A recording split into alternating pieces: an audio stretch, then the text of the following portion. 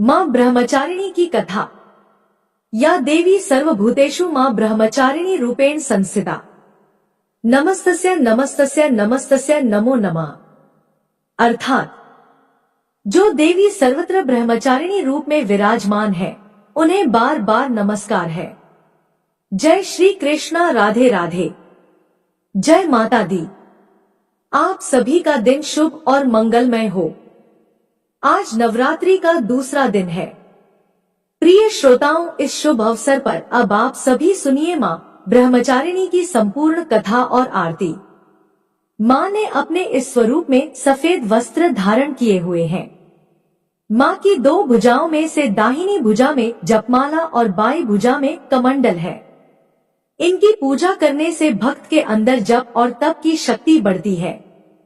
मां ब्रह्मचारिणी अपने भक्तों को संदेश देती है कि परिश्रम से ही सफलता प्राप्त की जा सकती है। भगवान शिव को पति रूप में प्राप्त करने के लिए मां ब्रह्मचारिणी ने अत्यंत कठिन तप किया था। शिव पुराण में वर्णन मिलता है कि श्री ब्रह्मा जी के आदेशानुसार भगवान शंकर जी को पति रूप में प्राप्त करने के लिए देवी पार्वती ने कठिन तप किया था। ब्रह्मा जी के आदेश के बाद महर्षि नारद जी ने देवी पार्वती को पंचाक्षर मंत्र यानी शिवाय नमः की दीक्षा दी। दीक्षा लेकर देवी पार्वती अपनी सखियों के साथ तपोवन में जाकर कठिन तपस्या में लीन रहने लगी। उनकी कठिन तपस्या का वर्णन शिव पुराण में मिलता है। माता पिता की आज्ञा लेकर देवी पार्वती ने सबसे पहले राजसी वस्त्रों तथा अलंकारों का त्याग किया। उनकी जगह पर उन्होंने मूंज की मेखला धारण कर ली, वल्कल वस्त्र धारण कर लिए, हार को गले से निकालकर मृग चर्म धारण किया और फिर गंगावतरण नामक पावन क्षेत्र में सुंदर वेदी बनाकर वे तपस्या में बैठ गई। अपने मन और सभी इंद्रियों का निग्रह कर सभी इंद्रियों को अपने वश में कर देवी पार्वती ग्रीष्म काल में अपने चारों ओर अग्नि जलाकर बीच में बैठ गई और ऊपर से सूर्य के प्रचंड ताप को सहन करती हुई वे अपने तन को तपाती रही। वर्षा ऋतु में वे खुले आकाश के नीचे शिलाखंड पर बैठकर दिन रात जल की धारा से अपने शरीर को सींचती रही।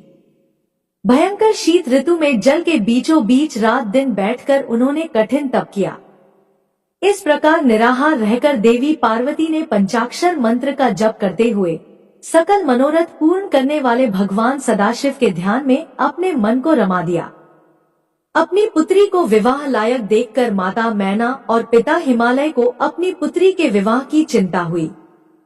इतने में महर्षि नारद राजमहल में पहुंच गए। अपने महल में महर्षि को विराजमान देखकर राजा और रानी ने अपनी पुत्री के भविष्य के विषय में उनसे पूछा। त्रिकालज्ञ सर्वज्ञ तुम गति सर्वत्र तुम्हारी, कहूँ सुता के दोष गुण मुनिवर हृदय विचारी।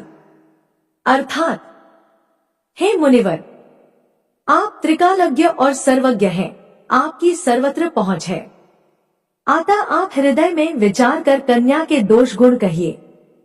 नारद जी ने देवी पार्वती का हाथ देखकर भविष्यवाणी करते हुए कहा, तुम्हारी कन्या सब गुणों की खान है। यह स्वभाव से ही सुंदर, सुशील और समझदार है। उमा, अंबिका और भवानी इसके नाम है। राजा हिमालय ने प्रश्न में बेटी के अवगुण पहले पूछे थे, किंतु देवर्षि नारद ने पहले पार्वती जी के गुणों का बखान किया। नारद जी चतुर और मनोवैज्ञानिक वक्ता है। वे सबके मन की बातें पढ़ लेते हैं। इसलिए देवी पार्वती के माता पिता से वे उनके दिव्य गुणों की चर्चा करते हैं। सद्गुणों की एक लंबी सूची नारद जी ने उनके सामने प्रस्तुत की। लेकिन जब देवी पार्वती के पिता ने पूछा कि हे देवर्षि, मेरी पुत्री में अगर कोई दोष हो तो वह भी बतला दीजिए, तब देवर्षि नारद बोले, सुनो जे अब अवगुण द्विचारी यानी कि आपकी पुत्री में 2-4 अवगुण भी हैं, उन्हें भी आप सुन लो। जोगी जटिल अका मन नगन अमंगल बेश, अस्वामी यही कहे मिलिही परी हस्त असी रेख। नारद जी कहने लगे कि पार्वती पुत्री तो सर्वगुण संपन्न है, किंतु इनका पति जटाजूट धारी दिगंबर और अमंगल वेश वाला होगा। नारद जी के मुंह से यह बात सुनकर देवी पार्वती के माता पिता बहुत उदास हो गए। किंतु देवी पार्वती को मन ही मन बड़ी प्रसन्नता हुई। नारद जी ने पार्वती जी के माता पिता को बहुत समझाया कि जिन दोषों का वर्णन मैंने किया है वे सभी शंकर जी में है, और अगर पार्वती जी का विवाह भगवान शंकर से कर दिया गया तो यह दोष भी गुण में बदल जाएंगे।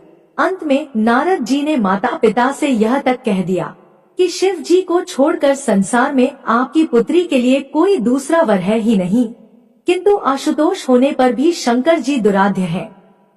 यानी कि शिव जी कठोर उपासना से प्रसन्न होते हैं। उनको प्राप्त करने का एक ही उपाय है कि पार्वती जी वन में जाकर कठिन तपस्या में लीन हो जाए। तब देवर्षि नारद की प्रेरणा से अपने माता पिता की आज्ञा लेकर देवी पार्वती हिमालय के गहन वन में तपस्या करने के लिए चली गई। पार्वती जी के तप में हठ से अधिक भगवान शिव को प्राप्त करने का अनुराग है, इसलिए शिव जी के चरणों का ध्यान करते हुए उन्होंने सभी प्रकार के सुखों का त्याग कर दिया। भगवान शंकर के चरण कमलों में नित्य नूतन अनुराग होने के कारण अब तो उन्हें अपने शरीर की भी शुद्ध नहीं रही। उन्होंने तन और मन से पूरी तरह अपने आप को तपस्या में लीन कर लिया। 1000 वर्ष तक मूल और फल का और 100 वर्ष तक उन्होंने केवल साग का आहार किया। कुछ दिन तक उन्होंने केवल पानी और हवा का सेवन किया और कुछ दिन के बाद इन्हें भी त्याग कर कठिन उपवास किया। फिर इन्होंने वृक्ष से गिरी हुई बेल की सूखी पत्तियां खाकर 3000 वर्ष बिताई। जब देवी पार्वती ने सूखी पत्तियां भी खाना बंद कर दिया तब उनका नाम पड़ गया अपर्णा। तभी देवी पार्वती की इस कठिन तपस्या को देखकर आकाशवाणी हुई कि हे देवी, तुम्हारे मनोरथ पूर्ण हो गए, अब तुम हठ और तप छोड़कर अपने घर चली जाओ। भगवान शंकर तुमसे मिलने जल्दी आएंगे। इसके बाद एक दिन भगवान शिव ने देवी की तपस्या से प्रसन्न होकर उन्हें दर्शन दिए और उन्हें अपनी पत्नी के रूप में स्वीकार करने का वचन भी दिया। कठिन तपस्या में लीन होने के कारण और सभी प्रकार के सांसारिक सुखों का त्याग करने के कारण ही माँ के इस रूप की पूजा की जाती है। माँ ब्रह्मचारिणी की पूजा करने से सभी प्रकार के सुख समृद्धि की प्राप्ति होने के साथ ही सारे मनोरथ भी पूर्ण हो जाते हैं। प्रेम से बोलिए ब्रह्मचारिणी माता की जय। अब आइए माँ दुर्गा की अमर गाथा का रसपान करें, जिसका पाठ करने से मिलती है असीम कृपा। राधा को कई सालों तक बच्चा नहीं हुआ था। इसी बात के लिए उसकी सास सावित्री उसे ताने देती रहती थी। राधा माँ दुर्गा की परम भक्त थी। वह रोजाना माँ दुर्गा के मंदिर जाती और संतान के लिए प्रार्थना करती। एक रात राधा को स्वप्न में माँ दुर्गा के दर्शन हुए। माँ दुर्गा ने कहा, राधा, मैं तुम्हारी भक्ति से बहुत प्रसन्न हूँ। तुम्हारी झोली में जल्दी ही एक सुंदर बालक खेलेगा। इतना कहते ही माँ दुर्गा अंतर्ध्यान हो गई। राधा यह सपने की बात अपनी सास और पति को बताने लगी, लेकिन इससे पहले ही सास ने राधा से ऐसा कुछ कह दिया जिस कारण उसका दिल टूट गया। सास ने कहा, राधा, अपने माता पिता से कह देना कि हम सुरेश की दूसरी शादी कर रहे हैं। तुम तो इस घर को चिराग नहीं दे सकती, इसलिए हमें दूसरा रास्ता अपनाना होगा। राधा ने कहा, माँ जी, दुर्गा माता ने कल रात मुझे सपने में दर्शन दिए थे। उन्होंने मुझसे कहा था कि बहुत जल्द मैं माँ बनने वाली हूँ और मेरी गोद में बच्चा खेलेगा। सास ने ताना मारा, हाँ, इतने सालों में तो जैसे हमारे घर में बच्चों की लाइन लग गई हो। मुझे इन झूठे सपनों पर विश्वास नहीं है। पहले भी तुझे कई बार तेरी दुर्गा माँ ने सपने में दर्शन दिए हैं, पर अभी तक उन्होंने बच्चा तो दिया नहीं। पिछले कई महीनों से तू मुझे ऐसा ही कह रही है कि तुझे माँ दुर्गा का सपना आता है। अरे सपना तो आ रहा है, सच कब होगा? माँ, सुरेश ने कहा, इसकी बातों पर ध्यान मत दो। तुम मेरे लिए दूसरी लड़की देखना शुरू कर दो। मैं भी तंग आ गया हूँ। लोग बातें बनाते हैं कि शायद मैं ही बच्चा नहीं कर सकता, पर किसी को क्या पता कि कमी इसमें है। यह बांझ है। अचानक राधा बेहोश होकर गिर जाती है। कुछ देर बाद गांव की एक डॉक्टर ने राधा का चेकअप किया और सबको खुशखबरी दी, बधाई हो, आपकी बहू मां बनने वाली है। सास और पति ने पूछा, क्या सचमुच हमारी बहू माँ बनने वाली है? यह तो बहुत खुशी की बात है डॉक्टर साहिबा। हम तो कब से इस दिन का इंतजार कर रहे थे। मैं अभी मिठाई लेकर आता हूँ।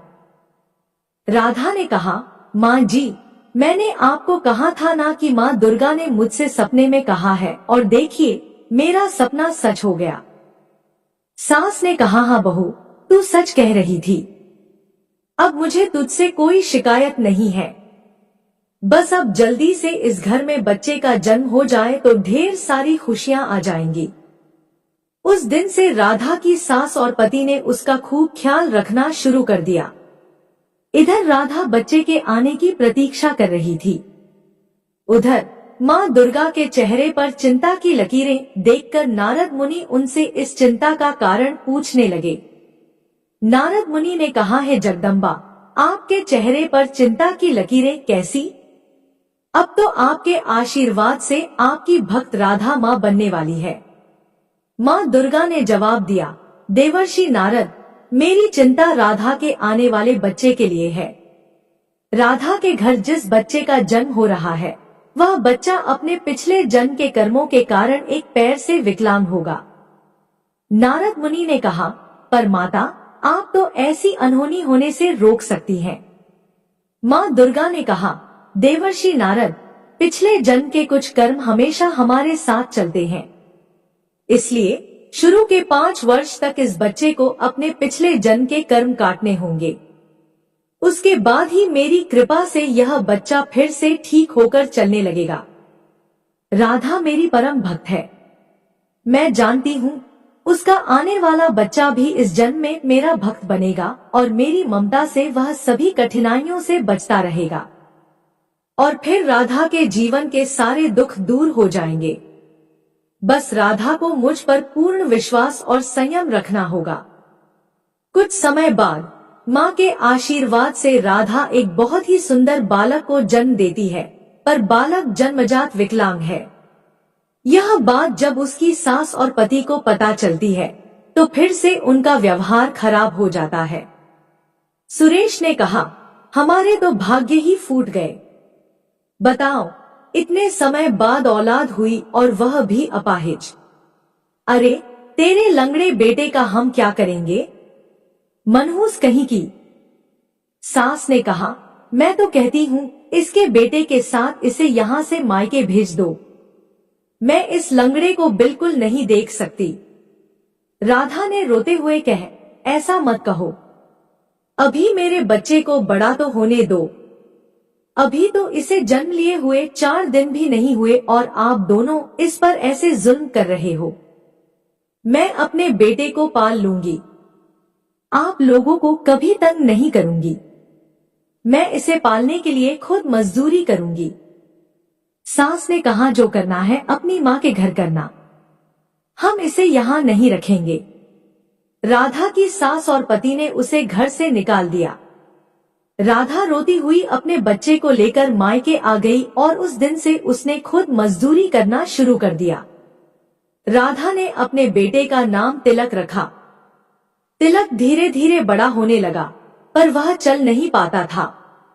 राधा उसे गोदी में उठाकर नहला धुलाकर तैयार करती और माँ दुर्गा के मंदिर लेकर जाती। तिलक राधा के साथ मिलकर माँ दुर्गा की पूजा करता था। तभी मंदिर के पुजारी बाबा उसके पास आए और बोले, राधा बेटी, तुम कह रही थी ना कि क्या वैष्णो देवी के लिए बस जाएगी, तो मैं तुम्हें बता दूं कि अगले हफ्ते वैष्णो देवी यात्रा के लिए मुफ्त बस सेवा दी जा रही है। तुम चाहो तो वैष्णो देवी माता की यात्रा पर जा सकती हो। तुम्हारा मन था ना तिलक को माता वैष्णो के दर्शन कराने का? राधा ने कहा, हाँ पंडित जी, मन तो बहुत है तिलक को माँ दुर्गा के मंदिर वैष्णो धाम ले जाने का। वैसे इससे अच्छा मौका मिलेगा भी नहीं। मैं चली जाऊंगी पंडित जी, आप मेरे लिए बोल दो। राधा बहुत खुश थी। वह अपनी माँ के साथ बेटे तिलक को लेकर वैष्णो देवी की यात्रा पर जाती है। कटरा पहुंचने के बाद वे लोग वैष्णो देवी की चढ़ाई शुरू करते हैं। कुछ घंटे बाद राधा वैष्णो धाम पहुंचती है। राधा तिलक को वहीं एक बेंच पर बिठा देती है। राधा ने अपनी माँ से कहा, माँ आप तिलक का ध्यान रखो, मैं प्रसाद खरीद लूं, फिर हम दर्शन को चलेंगे। माँ ने कहा, ठीक है बिटिया, तू प्रसाद ले आ, तब तक मैं तिलक को देखती हूँ। राधा प्रसाद लेने के लिए चली जाती है। तिलक ने नानी माँ से कहा, नानी माँ मुझे बहुत प्यास लगी है, पानी पीना है, पानी पीना है। राधा की माँ ने कहा, बेटा मैं सामने नल से पानी लेकर आती हूँ। राधा की माँ तिलक के लिए पानी लेने चली जाती है, पर जब वह वापस आती है तो तिलक गायब था। राधा भी तिलक को न पाकर घबरा गई। दोनों ने भवन पर इधर उधर तिलक को ढूंढना शुरू किया। सबसे पूछा, पर कोई भी नहीं जानता था कि वह कहाँ गया। राधा ने रोते हुए कहा, माँ तिलक कहाँ गया, वह तो चल भी नहीं पाता है। हे माता रानी, मेरा बच्चा कहाँ है? अभी थोड़ी देर पहले ही तो मैं उसके लिए पानी लेने गई थी, कहीं कोई उठाकर तो नहीं ले गया। हे वैष्णो माता, तिलक की रक्षा करना। उसकी माँ ने कहा, एक बार हम भवन के अंदर देखते हैं, कहीं तिलक भवन के अंदर तो नहीं है। राधा तिलक को भवन के अंदर ढूंढती है।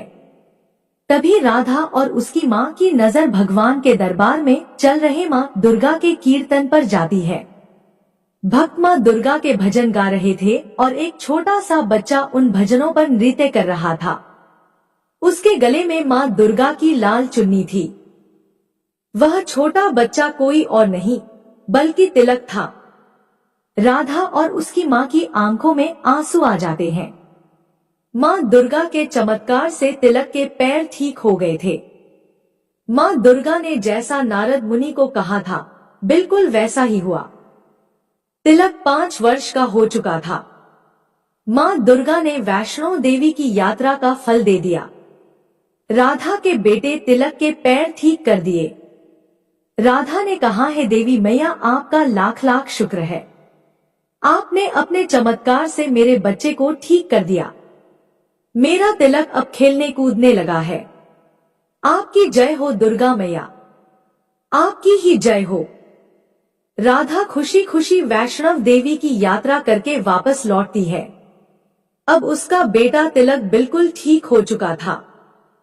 सुरेश और उसकी माँ को जब यह बात पता चलती है कि तिलक चलने फिरने लगा है, तो वे राधा को वापस बुलाने के बारे में सोचते हैं, पर राधा उन्हें साफ मना कर देती है। शायद राधा का यह फैसला बिल्कुल सही था। दुख की घड़ी में उन दोनों ने उसका साथ नहीं दिया था और उसे घर से निकाल दिया था, इसलिए तिलक पर उनका कोई हक नहीं था। माँ दुर्गा का नाम लेकर राधा अपने बेटे तिलक के साथ खुशी खुशी जीवन बिताने लगी। अब आइए सुनते हैं शक्ति स्वरूपा माँ दुर्गा की पावन कथा, जिसे सुनकर मन और आत्मा पवित्र हो जाते हैं। शिवपुर गांव में आदि और शालू अपने चाचा प्रीतम और चाची नर्मदा के साथ रहते थे। उन दोनों के माता पिता का देहांत एक सड़क दुर्घटना में हो गया था। जहां प्रीतम बच्चों को बेहद प्यार करता था, वहीं नर्मदा उनके साथ बहुत बुरा बर्ताव करती थी। एक दिन शालू घर के बाहर अपनी सहेलियों के साथ खेल रही थी। तभी नर्मदा उसको आवाज लगाते हुए कहती है, अरे ओ शालू की बच्ची, कहाँ मर गई? शालू ने जवाब दिया, अभी आई चाची। नर्मदा ने कहा, जब देखो तब खेलती रहती है, घर का काम क्या तेरा बाप करेगा? शालू ने कहा, पर चाची, घर का सारा काम खत्म करके ही मैं खेलने गई थी। नर्मदा ने कहा, काम खत्म हो गया है तो रात के खाने की तैयारी कर ले, तेरे चाचा आते ही होंगे। तभी आदि वहां आ जाता है। नर्मदा ने कहा, क्यों रे, कहाँ घूम रहा था? कभी घर पर भी टिक जाया कर। आदि ने कहा, चाची, मैं पास वाले दुर्गा माँ के मंदिर गया था। नर्मदा ने कहा, मंदिर जाने की क्या जरूरत थी, खेत पर ही चला जाता, अपने चाचा का हाथ बंटा देता, उन्हें भी कुछ आराम मिल जाता। आदि ने कहा, हाँ चाची, पहले खाना खा लूं, फिर चला जाऊंगा। नर्मदा ने कहा, पर खाना तो खत्म हो गया, अब रात को ही मिलेगा। आदि बिना कुछ खाए भूखा ही खेत पर जाने के लिए निकल जाता है। पर शालू को यह बात अच्छी नहीं लगती और वह अपनी चाची से कहती है, चाची, आपने आदि भैया से झूठ क्यों कहा? वह भूखा ही चला गया। नर्मदा ने कहा, तू जरा सी लड़की मुझे झूठी बता रही है? आने दे तेरे चाचा को, फिर बताती हूँ तुझे। शाम को दोनों चाचा भतीजा घर वापस आते हैं। उनके आते ही नर्मदा उन दोनों के खिलाफ प्रीतम के कान भर देती है, जिससे वह उन दोनों को घर से बाहर निकाल देता है। रात को ठंड में दोनों सड़क पर चले जा रहे थे। तभी शालू कहती है, आदि भैया, अब हम क्या करेंगे? हम कहाँ जाएंगे? आदि ने कहा, तू चिंता मत कर शालू, तुझे याद नहीं जब हम पर कोई भी मुसीबत पड़ती थी तो माँ क्या करती थी? शालू ने कहा, मुझे तो कुछ भी याद नहीं भैया, मैं तो बहुत छोटी थी ना। आप ही बता दो, क्या कहती थी हमारी माँ? आदि ने बताया, माँ हमेशा कहती थी कि माँ दुर्गा का सदा ध्यान करना चाहिए, उनकी पूजा करने वालों पर कभी कोई मुसीबत नहीं आती। चल, अब हम सीधा माँ दुर्गा के ही मंदिर चलते हैं। इतना कहकर दोनों बच्चे माँ दुर्गा के मंदिर चले जाते हैं और भूखे प्यासे रात को वहीं जमीन पर सो जाते हैं। अगले दिन सुबह जब पंडित मंदिर का दरवाजा खोलकर अंदर आते हैं तो उन दोनों से पूछते हैं, अरे तुम लोग यहाँ कैसे आए? फिर वे दोनों अपनी सारी कहानी पंडित को बताते हैं। पंडित ने कहा, वह सब तो ठीक है बच्चों, पर कोई भी तुम्हें मंदिर में रहने नहीं देगा। आदि ने विनती की, पंडित जी, हमें कुछ दिन यहाँ रहने दीजिए, फिर हम कोई ना कोई ठिकाना ढूंढ ही लेंगे। पंडित जी ने कहा, अगर तुम लोग चाहो तो मंदिर के पीछे मेरी कुटिया है, तुम कुछ दिन वहीं रह सकते हो। जैसे ही तुम्हें कोई ठिकाना मिल जाए तब चले जाना। इसके बाद आदि और शालू पंडित जी की कुटिया में ही रहने लगे।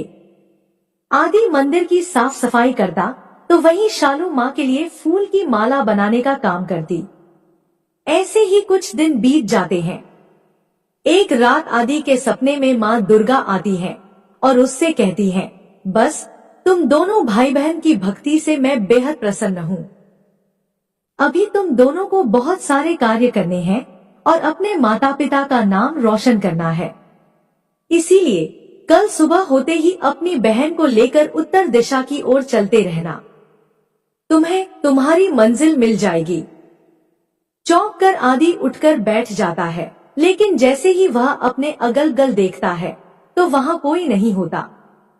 अगले दिन सुबह वह पंडित जी को सारी बात बताता है। पंडित जी ने उन्हें खाना और कुछ पैसे दे दिए। दोपहर होते होते वे दोनों चलकर काफी दूर निकल आए थे। फिर दोनों एक पेड़ के नीचे बैठकर खाना खाने लगे। तभी उनके पास एक भिखारी आता है। आदि और शालू अपने खाने में से थोड़ा थोड़ा उस भिखारी को भी दे देते हैं। भिखारी ने कहा, बच्चों, तुम दोनों ने आधा पेट खाकर मुझे खाना दिया है। मेरे पास तुम्हें देने को तो कुछ नहीं है, पर आज मैं तुम्हें ऐसा मंत्र बताता हूँ जिसका जाप करके तुम जो भी काम करोगे उसमें तुम्हें सफलता जरूर मिलेगी। आदि ने पूछा, पर बाबा, आपको इस मंत्र के बारे में कैसे पता? भिखारी ने कहा, तू यह मंत्र याद कर ले, बस फिर देख तेरी जिंदगी संवर जाएगी। तुझे याद तो होगा ही कि माँ दुर्गा ने तेरे सपने में आकर क्या कहा था। आदि ने हैरान होकर पूछा, लेकिन आप इस बारे में कैसे जानते हैं बाबा कि दुर्गा माँ मेरे सपने में आई थी और उन्होंने क्या कहा था? तभी वह भिखारी हनुमान के रूप में प्रकट हो जाते हैं। हनुमान जी ने कहा, जय श्री राम। बच्चों, माँ दुर्गा के आदेशानुसार मैं हमेशा तुम लोगों के साथ रहूंगा और तुम दोनों के ऊपर कोई कष्ट नहीं आने दूंगा। इतना कहकर हनुमान जी अंतर्ध्यान हो जाते हैं। कुछ दूर आगे चलने पर एक गांव आता है, जहां एक दुकान के बाहर हेल्पर की आवश्यकता है का नोट लगा हुआ होता है। यह देखकर आदि और शालू उस सेठ की दुकान में काम करने लग जाते हैं। आदि जहां कपड़े बेचने का काम करता है, वहीं शालू उस दुकान में साफ सफाई के साथ साथ चाय पानी देने का काम संभाल लेती है।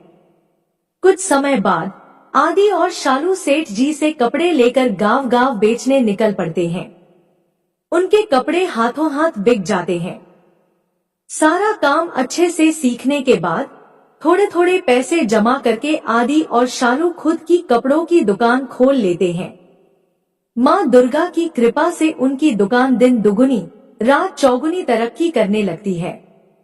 दोनों भाई बहन की दुकान से होने वाली मोटी कमाई से वे एक बड़ा सा घर खरीद लेते हैं और उसके अंदर माँ दुर्गा का बहुत बड़ा मंदिर बनाते हैं। फिर वे दोनों सुबह शाम माँ दुर्गा की भक्ति करने लगते हैं और हर महीने माता के नाम के भंडारे करवाने लगते हैं। माँ दुर्गा का आशीर्वाद भी उन पर खूब बरसता है और देखते ही देखते वे दोनों उस गांव के सबसे धनी लोगों में शुमार हो जाते हैं। जय माता दुर्गा। अगर वीडियो पसंद आई तो हमारे चैनल को सब्सक्राइब करें। धन्यवाद।